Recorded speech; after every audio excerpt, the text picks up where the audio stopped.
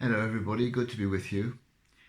Harry and Meghan have made themselves very vulnerable, and I'm not going to comment on the timing or the content of what they've said, but it does strike me as interesting that they've been able to be as honest as they are willing to be in such a public way. I couldn't help comparing it with a news item recently about king penguins.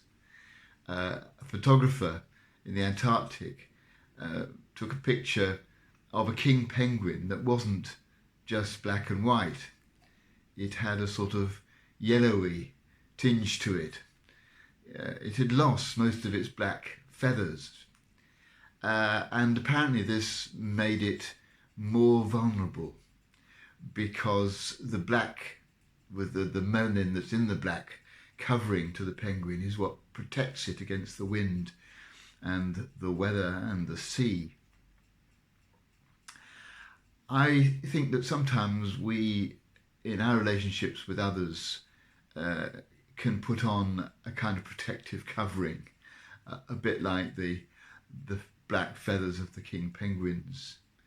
It's to protect ourselves, because to remove that outer veneer, to let people see deeper into us, to be more revealing about ourselves, it can make us feel at risk of criticism, of hostility, just the kind of thing that Harry and Meghan have been receiving. There's a good time and a bad time for being honest about ourselves. Sometimes it's not appropriate. The protective covering is important not only for our own benefit, but it wouldn't be appropriate to be more revealing in the context that we're in. But I think more often we use that covering, that mask that we sometimes wear, to hide ourselves, when actually to be more honest, to be more open, to be more frank about what we're feeling or what's going on inside us, would actually be quite creative. And I think it's part of the Christian way of looking at things to see vulnerability of that sort as valuable.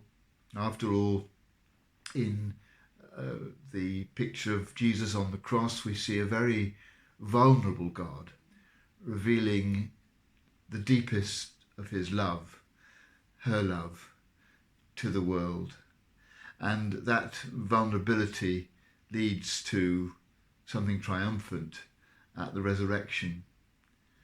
And I think when we are willing to make ourselves vulnerable by having that kind of openness, that kind of commitment, that kind of loving that is at risk of making ourselves vulnerable and being hurt, when we act in those ways, we are actually discovering what it is to be the best kind of human being we can be.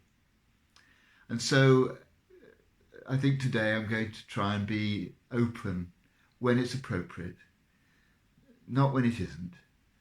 And knowing the difference is going to be a challenge. But I don't want to hide behind a mask or a protective shield, when actually to be honest about myself would be more creative.